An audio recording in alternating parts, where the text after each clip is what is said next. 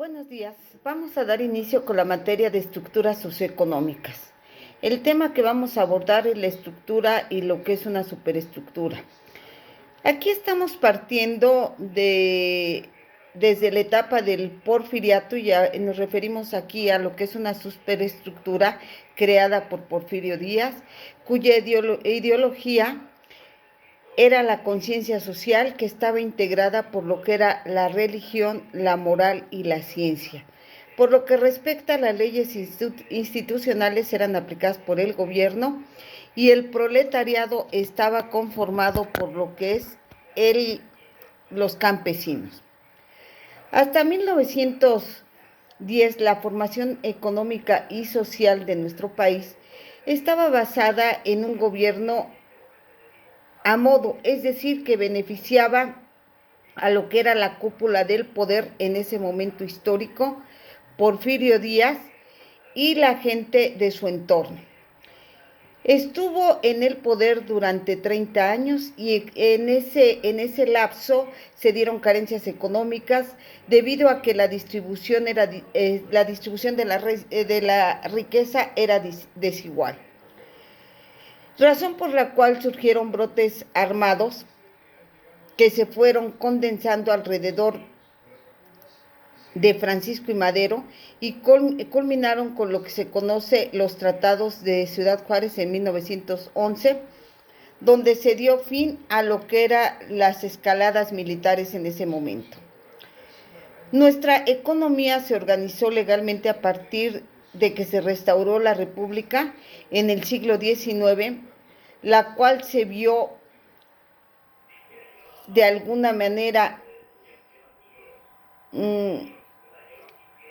dañada nuevamente en el momento de la Revolución Mexicana debido a los movimientos militares que había,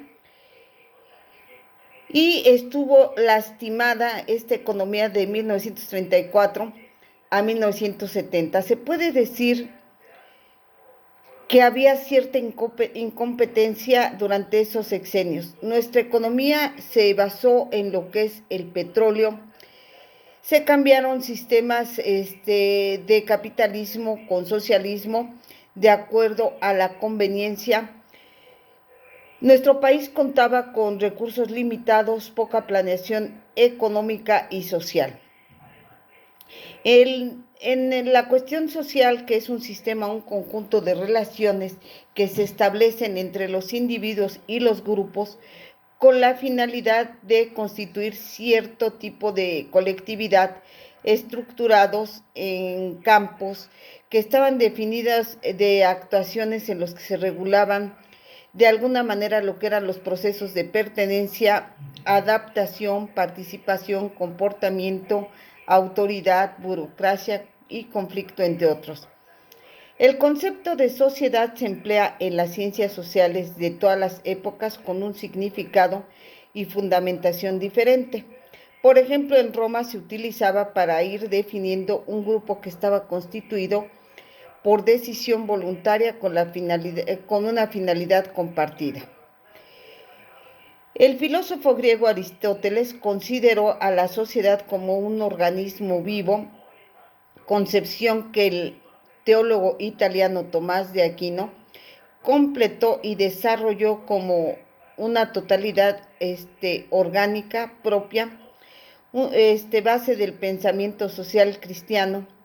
Los individuos que componen sus partes de un todo regulaban las fuerzas trascendentes. A partir de lo que fue el siglo XVI, se formuló una concepción que se puede decir contraactualista, que se ve en la sociedad la construcción de un orden artificial en una asociación de individuos que ceden su derecho a un ente social capaz de garantizar el orden y la seguridad en sus relaciones.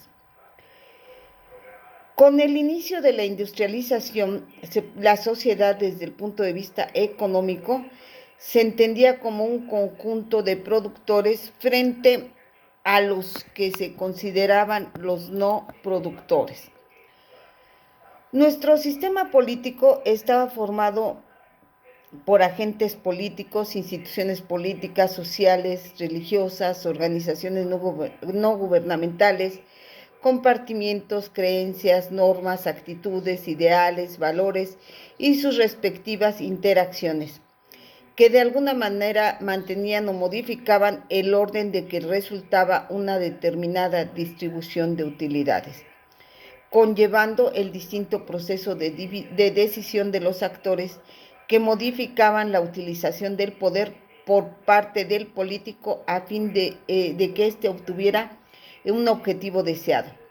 Sus elementos son los órganos o instrumentos que dirigen el sistema y completan lo que es la función de ir asignando valores a la sociedad, actores institucionalizados en que la sociedad se organizaba para transmitir sus demandas o ir influyendo o modificando las decisiones que toman nuestras autoridades. Los elementos de un sistema político podemos mencionar que son el techo ideológico, el elemento estructural, el modo concreto de organización y lo que se considera el elemento social. Nuestro modo arquitectónico político viene desde 1917 en la Constitución, ya que hay una división de poderes. El poder ejecutivo, que como ustedes saben está representado por el presidente, el que debe ser mexicano de nacimiento e hijo de mexicanos, elegido de manera directa y popular y nos representa durante 6 años y no puede ser reelegido. Dentro de entre sus muchas funciones se encuentra la designación del gabinete, la cual debe estar designado y confirmado por el Congreso.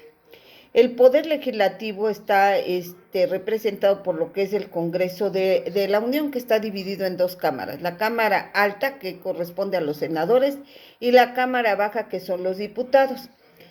En este sentido, los senadores representan a los estados y está integrado por 128 senadores que son de elección popular y permanecen como senadores durante 6 años.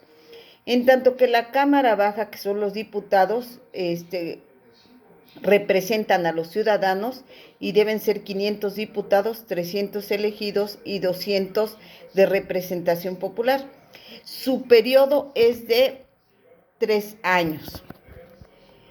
El Poder Judicial está representado por lo que es la Suprema Corte de Justicia y está integrado por 21 miembros que son designados por el presidente con el consentimiento del Senado y ejercen el Poder Judicial en los 31 estados de la República.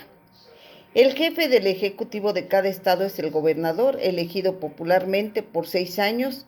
Los partidos políticos, pues son organizaciones estructuradas que cuentan con un número que debe ser más o menos grande de miembros, con una ideología que expresan en un programa y con una finalidad principal, que es la conquista o la conservación del poder del Estado.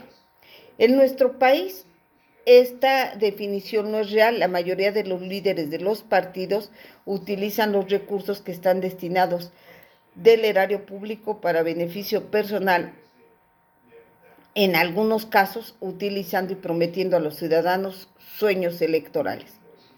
Los principales partidos que había o que hay, dentro de estos tenemos a lo que es actualmente el partido de Morena, tenemos lo que es el partido de Acción Nacional y el Partido Revolucionario Institucional, que es el PRI, que estuvo durante 70 años en el poder y poco a poco ha ido a la baja debido a descontento de la población. Y se han ido creando nuevos partidos. Que tengan excelente día.